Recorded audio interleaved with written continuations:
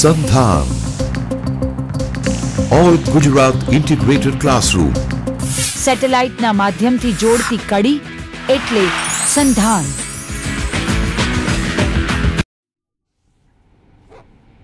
Good morning, friends. My name is Sachin Ketkar and I work at the MS University of Baroda, and today we are going to look at some of the basics of metaphysical poetry. What I am going to do today is I am going to look at various aspects of metaphysical poetry, and I am also going to keep the poems that are very commonly discussed and prescribed in our syllabus in mind while doing this discussion on metaphysical poetry. So let us start our discussion on the metaphysical poetry. So let us look at what is the intention today of today's presentation. So let's look at the first slide here, and what are the objectives of today's presentation. The first objective is to familiarize students with essential aspects, poets and critics of metaphysical poetry. To familiarize students with some basic features and characteristics of metaphysical poetry, like the metaphysical conceit, and to acquaint students with the pervasive impact of the metaphysical poetry on modern poetry and contemporary poetry. And in doing so, we are going to discuss some of the poems that are prescribed in your syllabus. So let's begin. So when we hear the term metaphysical poetry, the first thing that comes to our mind is, what do we mean by metaphysical poetry? Now, if you look at the term metaphysical closely, then the term metaphysical stands for knowledge about something which lies beyond the domain of physical. And the term metaphysics is found in Aristotle's philosophy, where he talks about things which lie beyond the domain of physical. So the metaphysical questions would include questions like, what do we mean by God, or who created this universe, or how will this universe end, or what is death. So these are some of the questions under metaphysics. But while we study literature, it is not in this sense that we understand the term metaphysical poetry.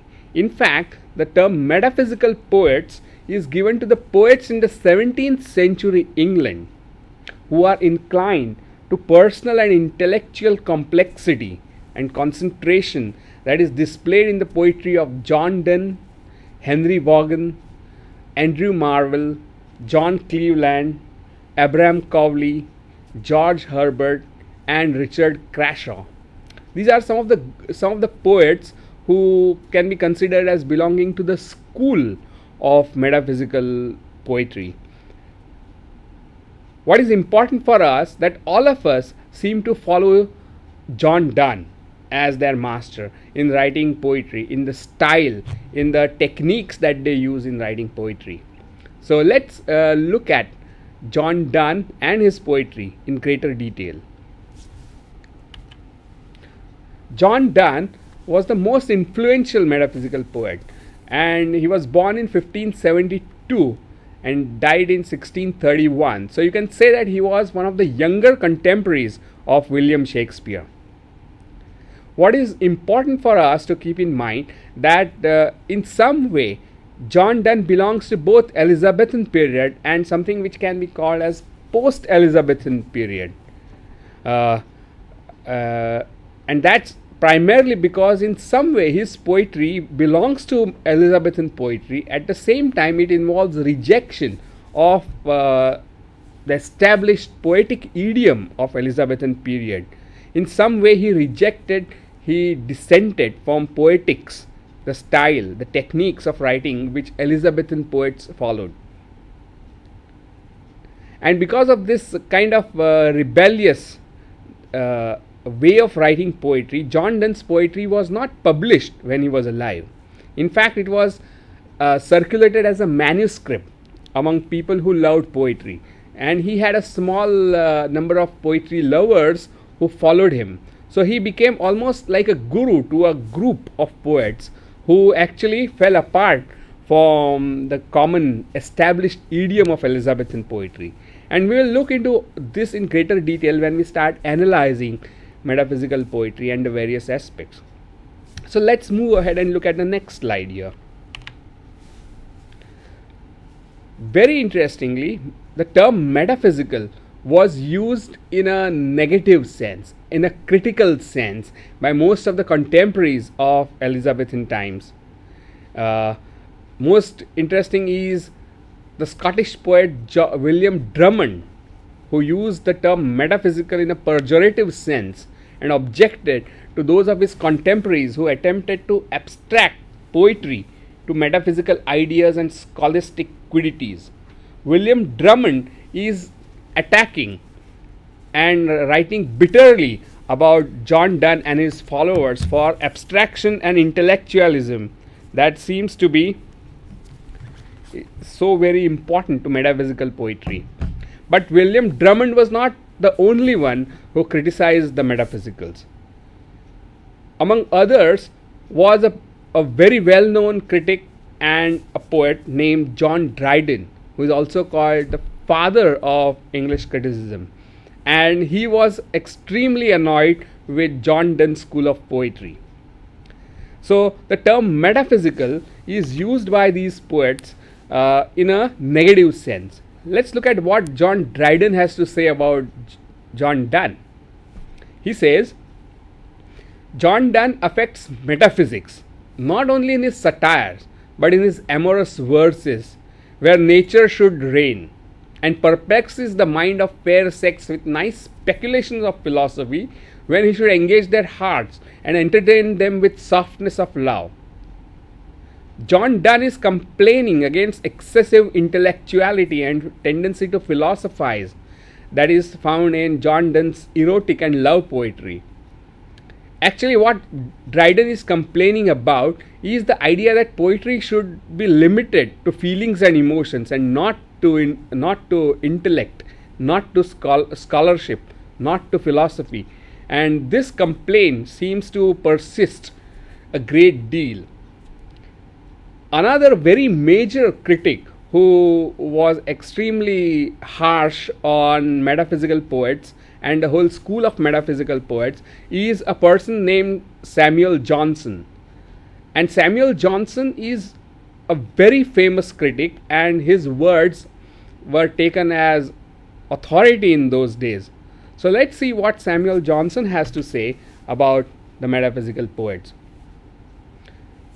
Samuel Johnson says the metaphysical poets were men of learning, and to show their learning was their endeavor.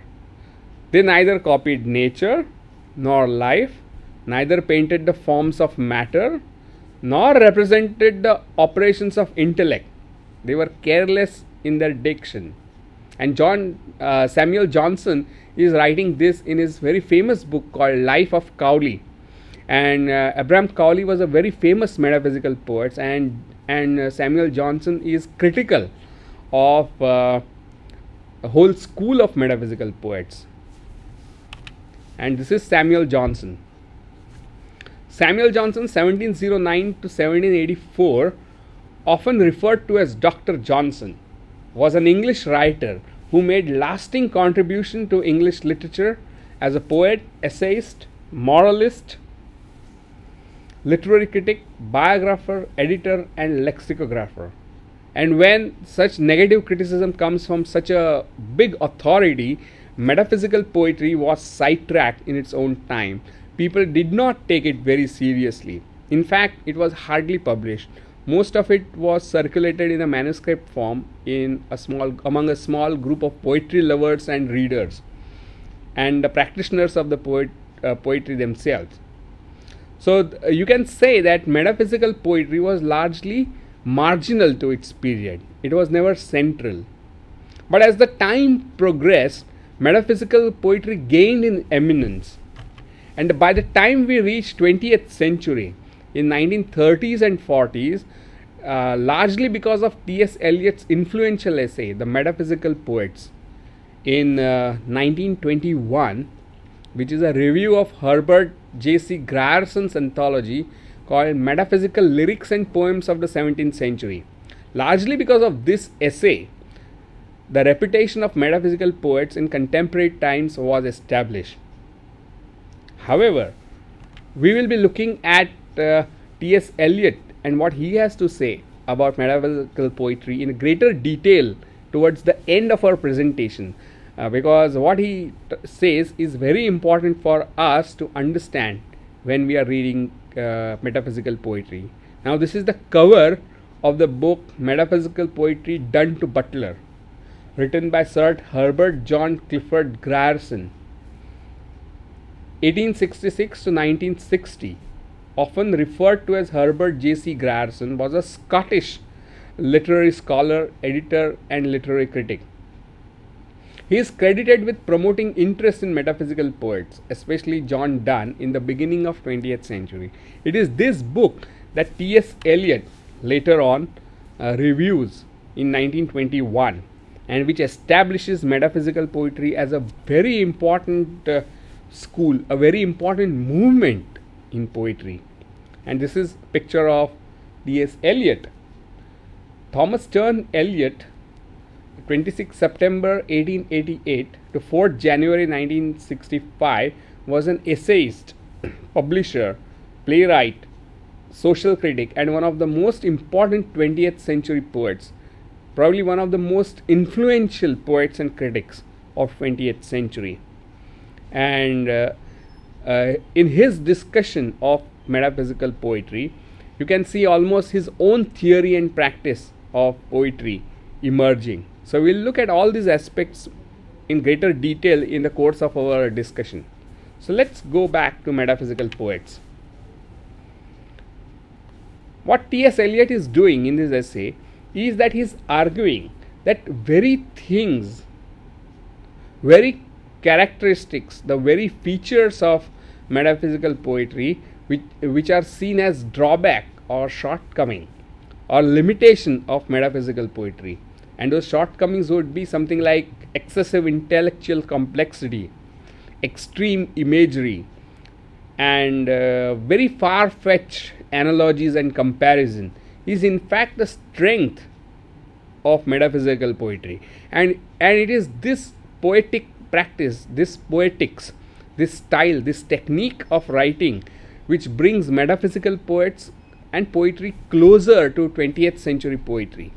So what is weakness in the eyes of Johnson, Dryden and Drummond is the strength for Eliot. Now this is very interesting. So what is evaluated as inferior or marginal by the contemporaries is seen as something which is extremely significant and critical to evolution of poetry by the later poets and practitioners and critics. So very often what seems to happen is the evaluation of poetry or literature by contemporaries is not always the most accurate one. Very often it is the time which seems to be the most important critic. So let's look at metaphysical poetry.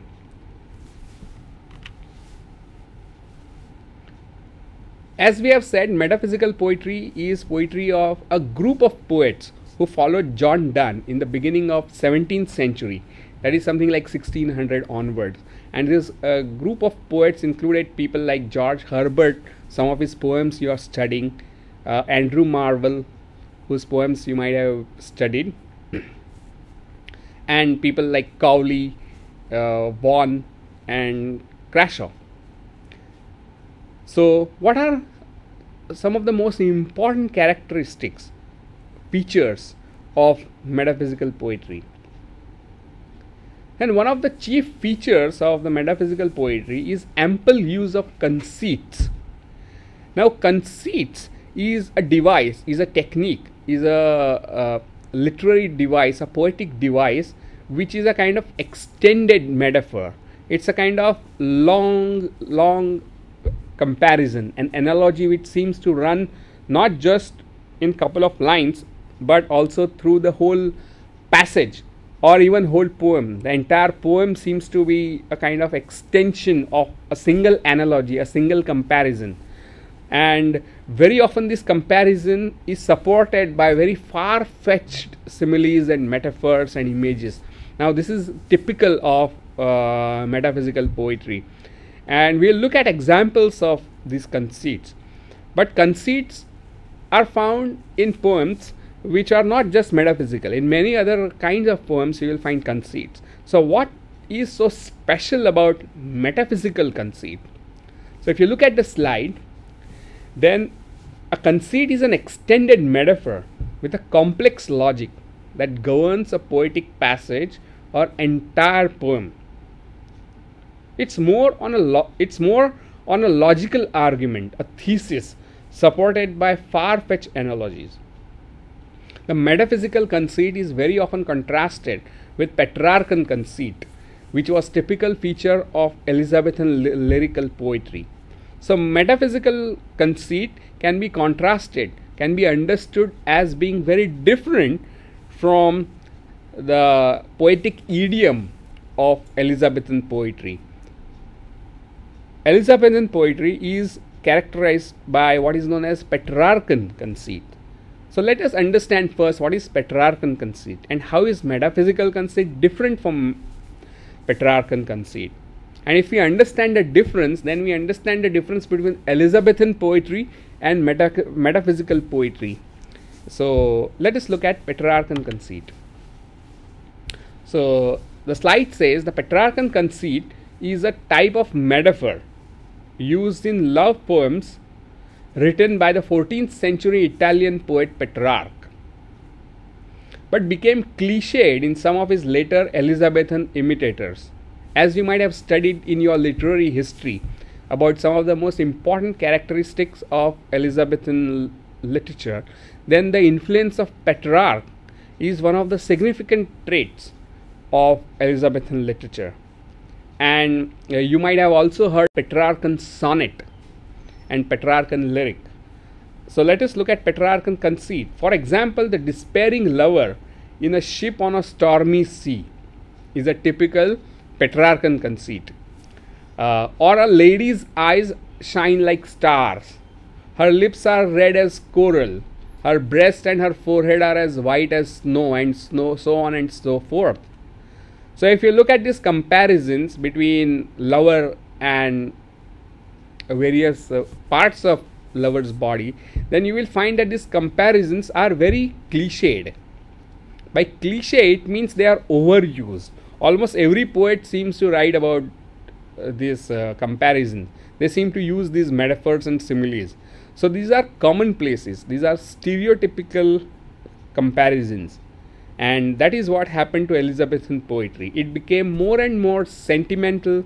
It became more and more stereotyped. It became more and more cliched.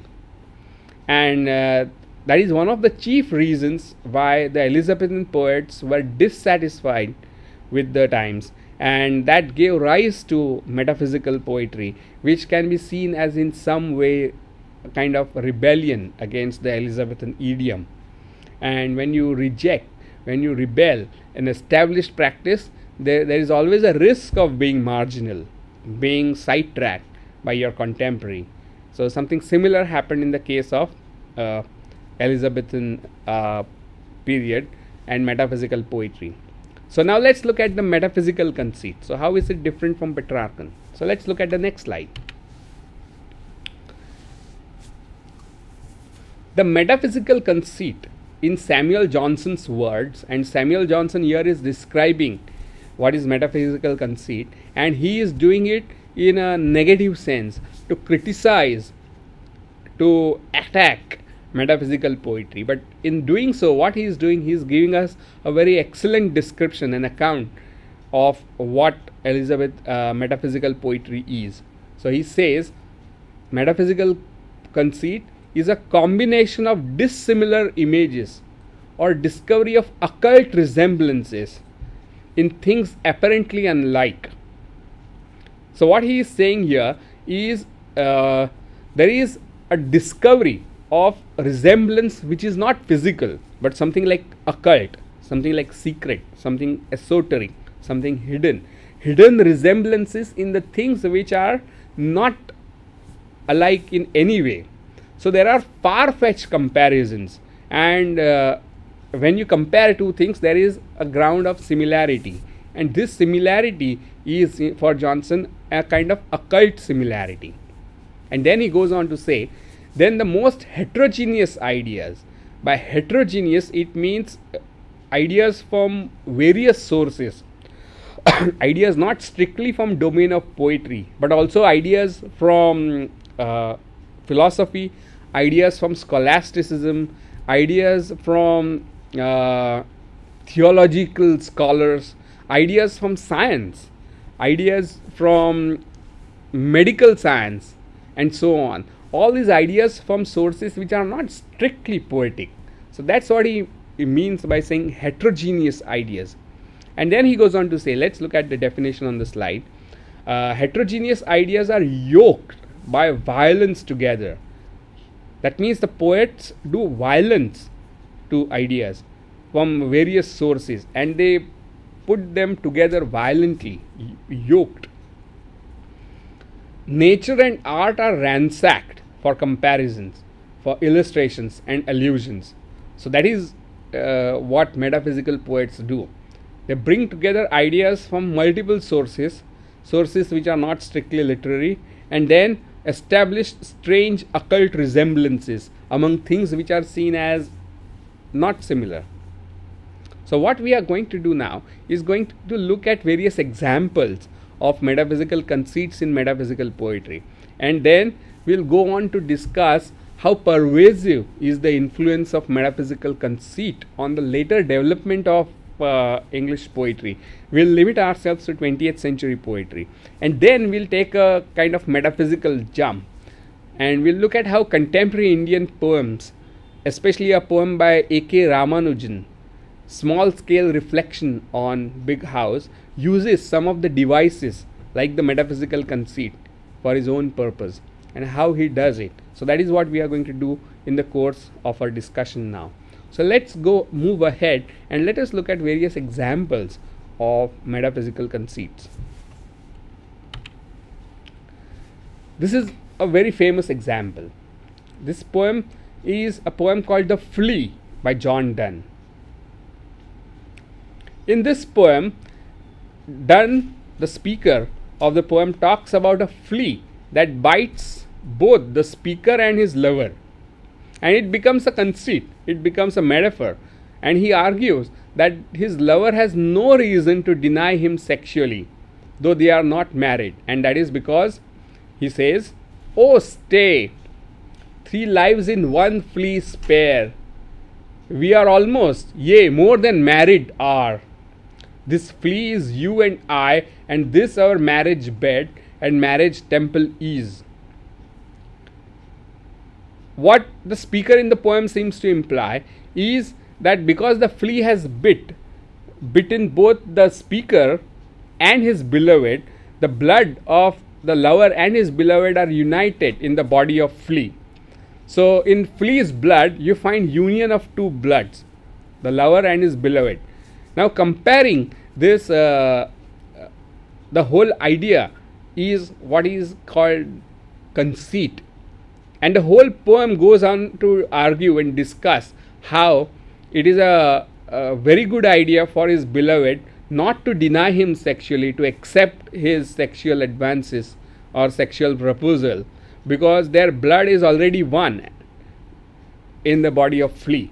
So this comparison between flea and sexual advance, and the whole logic which Donne seems to be using, seems to be a very non-Elizabethan one. He seems to be making fun of the whole idea of romantic love by evoking the image of flea, and the whole poem is a kind of extended argument. It's almost like a kind of persuasive logic that Donne is using, where the speaker is trying to seduce probably his beloved to have sex with him.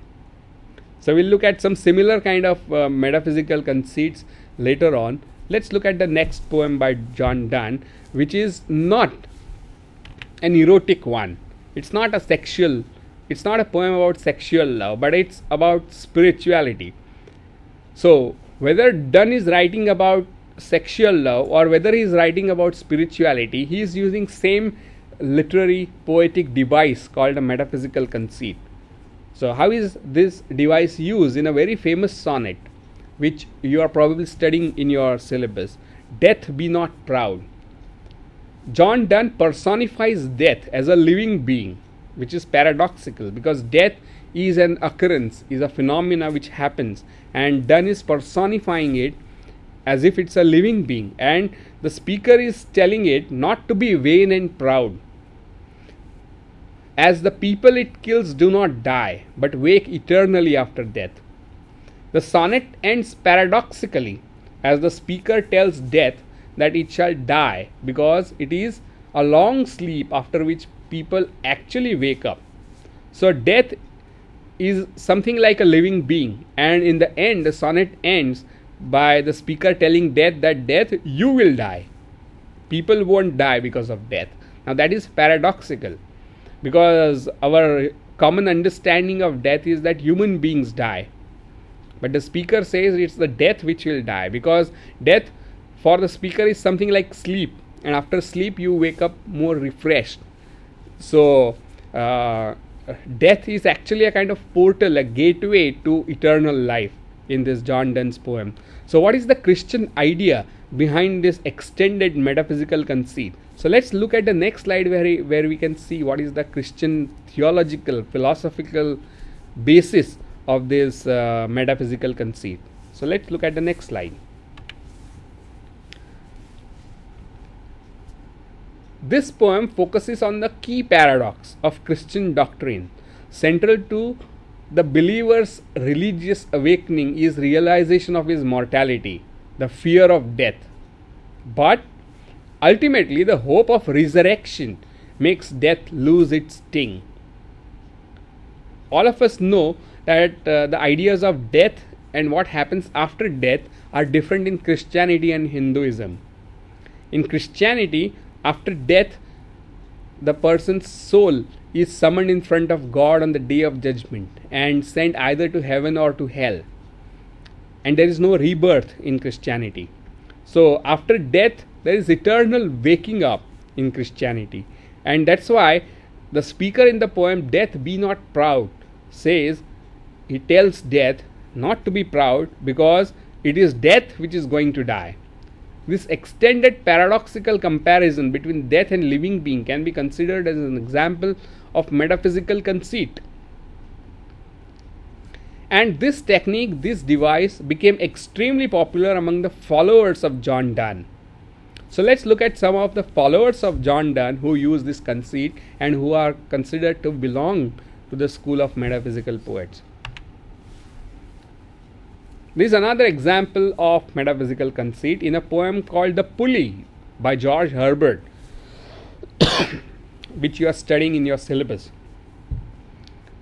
And all of us know that pulley is a rope, is a kind of mechanism with which you pick up heavy load using ropes and wheels. It's a mechanical device, mechanical contraption.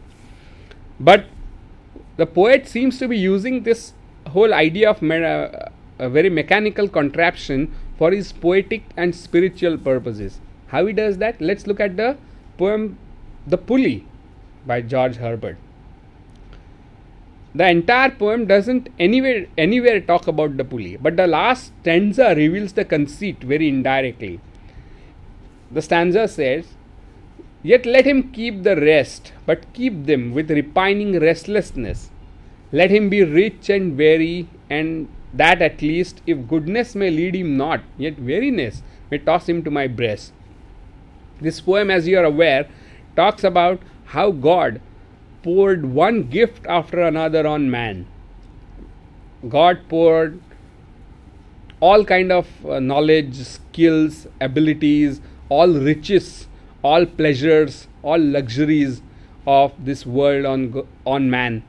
But finally he reserves one thing for himself, and that is rest. He did not give man rest because God believes that even if human being does not turn to God because of inherent goodness, he will definitely turn to God out of restlessness, and this restlessness will lead man to God. So the whole image of restlessness is when it is compared to a rope on a wheel that pulls man back to God's breast, is what pulley is all about. So if you look at this comparison between mechanical device and God's will, then these two are very far-fetched. One is very physical, mundane, day to day, while other is a very theological, religious, spiritual idea. Now how he compares these two things throughout the poem without anywhere mentioning pulley is a very good example of metaphysical conceit. Pulleys are mechanical devices, as we know, aimed at assisting us with moving heavy loads through a system of ropes and wheels to gain advantage. This is the picture of George Herbert, 3rd April 1593 to 1st March 1633. Was a Welsh-born English poet, orator and Anglican priest. He is a very important metaphysical poet. So the metaphysical conceit in the pulley is God has blessed man everything, but did not give him blessing of rest, as we have seen. As our restlessness drags us down, at the end of the day, when we are exhausted and still we are restless, we think of God. So God reserves this blessing of rest. So the religious notion is conveyed through a secular scientific metaphor that requires readers' acquaintance with mechanical device, and that is what metaphysical conceit is all about. However, metaphysical conceit is not the only technique that metaphysical poets use. So we'll look at something else. So look at this slide and you can see that this is a copy of a poem called Easter Wing by George Herbert. It is a pattern poem in which the work is not only meant to be read, but its shape, the shape of words on the page, the way stanzas are printed, way the lines are printed on the page, are meant to be appreciated. In this case, the poem was printed on two facing pages of a book, sideways. So the line which separates first stanza from the second is, you can see it as dividing a page in two parts of a book. So what happens here is the poem is about Easter wings, but the shape of the poem printed on the page also looks like wings. So you can see that this looks like wings of birds. So when you just look at the shape of the poem without reading it, you can make out that it is about a bird, and these are two wings of bird. So the title Easter Wings.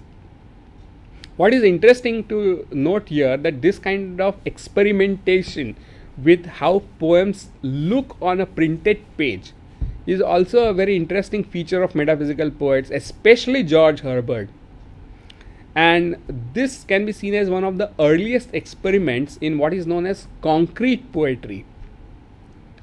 In modern times, concrete poetry is poetry which is printed on a page, it has certain meaning attached to it. How the poem appears on the page has got a semantic content, and very often the meaning of the poem lies in the shape of the way words are printed on the paper. So this is another kind of experimentation of metaphysical poets. Now let's look at another example of metaphysical experimentation and metaphysical conceit. So the next slide is a very famous poem by Andrew Marvell, and it is called To His Coy Mistress. Marvell wrote this poem in classical tradition of a Latin love elegy in which the speaker praises his mistress or lover through the motif of what is known as carpe diem, or seize the day. The speaker begins by building up a thorough and elaborate conceit of many things that he would do only if only the lovers had infinite amount of time at their disposal. And the poem goes on having a lot of far-fetched comparisons, exaggerations and hyperboles. So let's look at some of these exaggerations where the speaker talks about what would happen if the lovers infinite amount of time, unlimited time at their disposal. So let's look at the next slide. And this is the picture of Andrew Marvell, a very famous metaphysical poet. March 1621 to 1678, was an English metaphysical poet, a politician who sat in the House of Commons at various times between 1659 and 1678. You might have studied some poems by Marvell in your syllabus. And what is interesting to note is when John Milton, his younger poet, was arrested, it was Andrew Marvell who actually bailed him out and released him. And so it's very interesting how two very different poets bond up. But let's look at the poem To His Coy Mistress. This is a stanza from the poem, which is an example of metaphysical conceit. And if you read these lines, then the speaker is talking, he is telling his beloved that if they had infinite time and 100 years would go to praise thine eyes, and on thy forehead gaze, 200 to adore each breast, but 30,000 to the rest, an age at least to every part, and the last age would show your heart. For lady, you deserve this state, nor would I love at a lower rate. So the exaggeration, the hyperbole here is 100 years to praise each eyes is what the speaker will spend in trying to praise, in his attempt and his effort to praise his beloved. And he will spend 200 to adore each breast, 30,000 to the rest, and an age to every part. So this is a very good example of metaphysical exaggeration. The conceit which seems to be running through this poem is that that time which is supposed to eat us up, time which is always limited, time which is always finite, finally it eats up everybody. But look at how the poem ends. Now let us sport while we may, and now like amorous birds of prey, rather at once our time devour than languish in this slow chapt power. Thus, though we cannot make our sun stand still, yet we can make him run. That's how the poem ends. So the paradox here is that though time is limited and finite and very little and insufficient, it's love which can make it infinite, and how the experience of making love seems to make time vanish. So that's the paradox, and the entire poem is built around this paradox, this extended analogy, extended comparison, using a lot of hyperboles and a lot of exaggerations. Is a typical example of metaphysical poem. So let's look at the next example here. So if you have seen some of the themes of metaphysical poetry, then the poem of the theme of the poem The Flea by John Donne is erotic, is love, is physical love. And the theme of his poem Death Be Not Proud is spiritual and Christian. Andrew Marvell's poem To His Coy Mistress is an erotic poem, a love poem, and Herbert's Pulley is a spiritual and religious poem. So you can see that metaphysical poetry deals with varied themes: erotic, philosophical, religious, spiritual, and the manner in which they deal with this theme is very complex, witty, striking, and full of humor and wit. So there is a wide range of themes that metaphysical poetry handles. It's not limited just to only love poetry or spiritual poetry. So let's look at the next slide here. Now we come back to 20th century. And why is this poetry important for us to study? Why is it prescribed in your syllabus? And what is its importance? Then for that, one of the persons who established the reputation and importance of metaphysical poetry for modern readers is T.S. Eliot, as we have seen in the beginning of our presentation. And what is so important about metaphysical poetry? Let's see. And in the famous essay that we have mentioned in our earlier part of the presentation, Metaphysical Poets, published in 1921, what does he say? And what he says is very interesting. T.S. Eliot observes that in this poem, thinking and feeling, philosophizing and reflecting are not distinct modes. Usually we talk of thinking and feeling, or philosophizing and emotions, as being distinct psychological activities. But in metaphysical poetry, T.S. Eliot argues that there is no conflict between emotions, moods and feelings on one hand, and thoughts, philosophical, rational and logical, on the other. Eliot says a thought to John Donne was an experience. It modified his sensibility, his mood. So moods, feelings, emotions on one hand, and thinking and logical, rational thinking on other are not two distinct modes for John Donne, according to T.S. Eliot. In fact, these two different modes are unified in the poet's sensibility. Eliot goes on, this is picture of T.S. Eliot, and his criticism of metaphysical poets is one of the most important factors behind influence of metaphysical poetry on modern poetry. So this is picture of Eliot in his later period. The metaphysical poets, according to Eliot, possessed a mechanism of sensibility which could devour any kind of experience. Eliot is arguing that metaphysical poets have a special gift, a faculty, a special kind of psychological makeup in which thinking and feeling are not two distinctive operations, but they are done simultaneously, and they could devour, eat entire range of a human experience. So his poetry of John Donne is both intellectual and emotional at the same time. That's what Eliot is arguing. And Eliot goes on to then explain about how mind of any poet works. And he says, when a poet's mind is perfectly equipped, equipped for its work, it is constantly amalgamating disparate experiences. The ordinary man's experience is chaotic, irregular, fragmentary. The latter falls in love or reads Spinoza, and these two experiences have nothing to do with each other, or with the noise of the typewriter or the smell of cooking. In the mind of the poet, these experiences are always forming new wholes.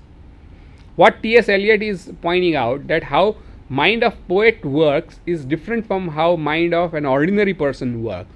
When ordinary person reads philosophy, Spinoza, or he thinks about his lover, or he looks at his watch, or he looks at something which is being cooked, all these things are distinct. They are different from each other, and ordinary person's mind is full of chaotic impressions from various parts of his life. But for a poet's mind works in a different way. It's amalgamating. It brings together various experiences, whether it's that of reading Spinoza, the very famous philosopher, or thinking about his lover, or listening to typewriter in the background. All these experiences come together in poet's mind in a new form of amalgamation, and they are always forming new wholes, new forms in poet's mind. So this is how, according to Eliot, poet's mind is different from ordinary person's mind, and how that works. However, what happened in the course of evolution of English poetry, according to T.S. Eliot, is there was something that went wrong. He says, in later poetry after metaphysical poetry, there is feeling and thinking and experiences, but there is no union of these things. Poets after Milton and Dryden, they think and feel, but they do not feel their thought as immediately as odor of rose. The experience of smelling a rose and thinking are two distinctive activities for poets after Milton and Dryden. That's what he is saying. In 17th century, a dissociation of sensibility set in, from which we have never recovered. And this dissociation as in natural, was aggravated by the influence of the two most powerful poets of the century, the 17th century, Milton and Dryden. So what T.S. Eliot seems to be arguing, that poets' mind started working in a different way after the great impact of poets like Dryden and Milton, who were very powerful poets. What happened was people started thinking and feeling as seeing these two things as disparate activities which can never come together. So throughout the course of English history, you can see that feelings, emotions and moods are broken away from thinking and rationalizing.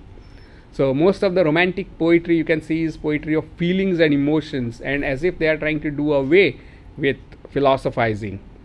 But that never happens. But this kind of cracks develop in sensibility, and he accuses Milton and Dryden for doing this damage. However, Eliot adds, our civilization today, that is our life today, comprehends great variety and complexity.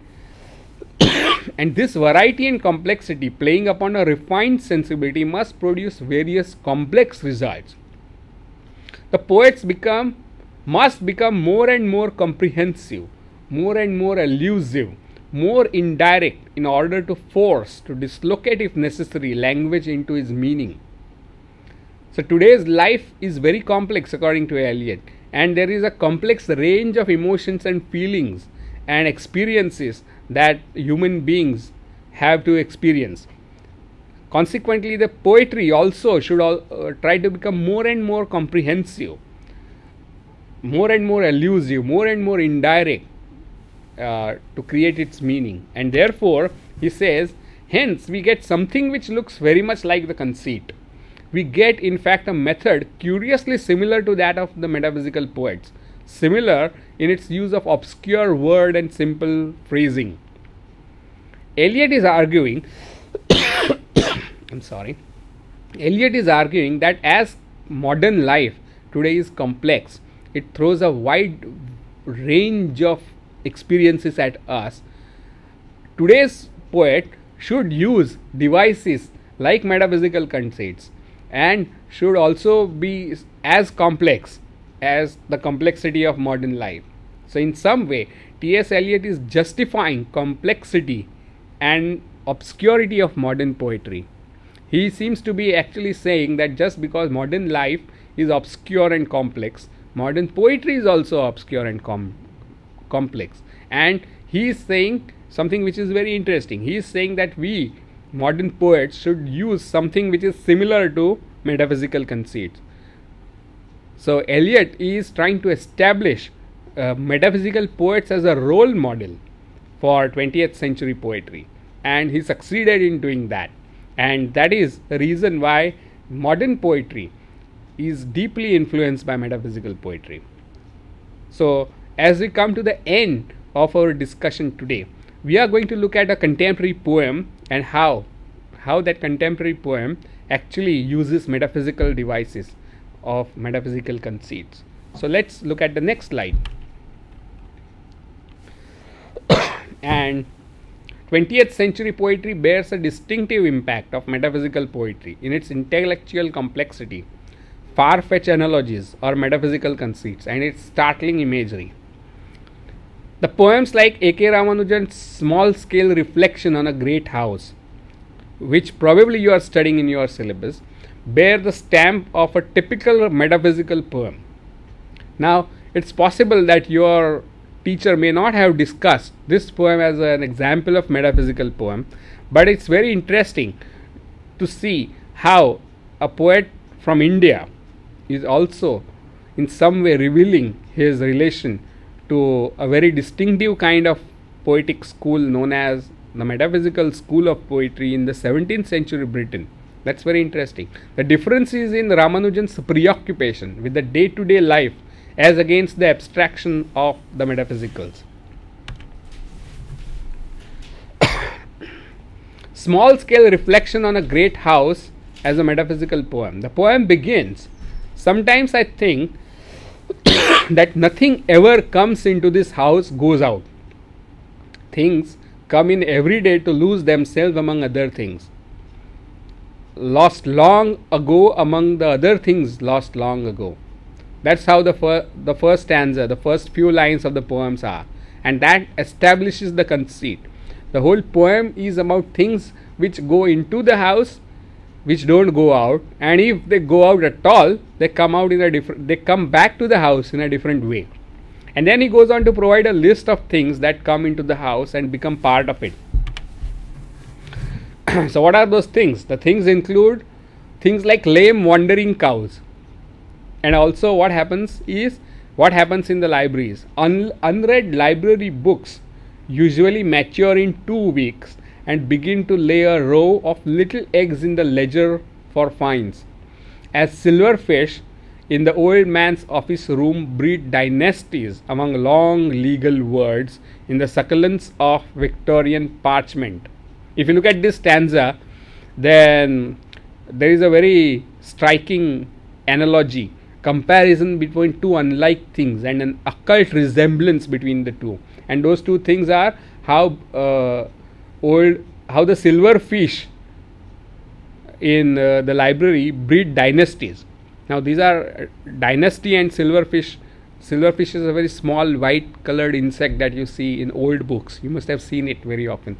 How they breed dynasties is a very disparate and heterogeneous linking of two ideas from two very different sources. This is a very typical example of a metaphysical conceit. But the entire poem is built around the conceit of how things going out of the room, of the house, and how they come back in a different form. So let's look at the next slide where he talks about the things coming back. Things that come into the house also include neighbors' dishes, phonographs, epilepsies of blood, sons-in-law, women, rising sun. Now if you look at this list, then it's a list of very disparate ideas. To use Johnson's word, heterogeneous ideas which are yoked together with violence. And also anything that goes out will come back, processed, and often with long bill attached, says the speaker in the poem. And then he goes on to say, the speaker in the poem, Ramanujan's poem, goes on to say, and I quote, and ideas behave like rumors. Once casually mentioned somewhere, they come back to the door as prodigies. Prodigies are people who are exceptionally talented. On to prodigal fathers with eyes that vaguely look like our own. Like what uncle said the other day, that every Tullinus we read is some Alexander looted between the malarial rivers. If you look at this stanza, then ideas behaving like rumors, coming back as prodigies to prodigal fathers, is compared again to fathers. So you can see there are various things which are very heterogeneous from various sources, and they are yoked together, they are brought together by violence. Look at the image of malarial rivers. Now if you look at these images in Ramanujan poem, and if you look at the style, then you will see that it is use of metaphysical conceit in a very contemporary way. So let's look at the next slide as we go towards the conclusion of today's discussion. Perhaps the quoted lines are a good description of the metaphysical poetry and ideas contained in it. The ideas that behave like rumors and come back like prodigies born to prodigal fathers. This is indeed a metaphysical conceit. But this metaphysical conceit in Ramanujan's poem can also let us interpret. It's our interpretation that we can use this conceit to talk about metaphysical conceits. These ideas are like rumors. So metaphysical conceit also spread like rumors which cannot be contained, and they come back to the same source from where they have started, but they come back in a different guise. The poem, which is about different thing, right now can be seen as a metaphor for how ideas, literary ideas, like the metaphysical conceit and the metaphysical style, seem to circulate in this world today in 21st century. So this is a very novel interpretation of Ramanujan's poem. So I want actually to conclude this discussion on metaphysical poetry by saying that in the course of our discussion we looked at the term metaphysical poets, we looked at some of the key aspects and some of the important poets who are called metaphysical poets. Then we also saw how metaphysical poetry is important to 20th century poetry and how its influence is still alive. So thank you very much for listening to me.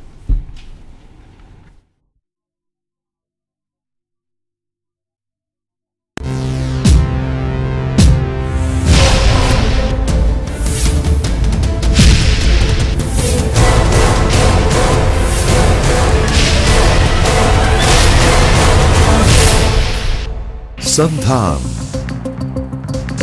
All Gujarat Integrated Classroom.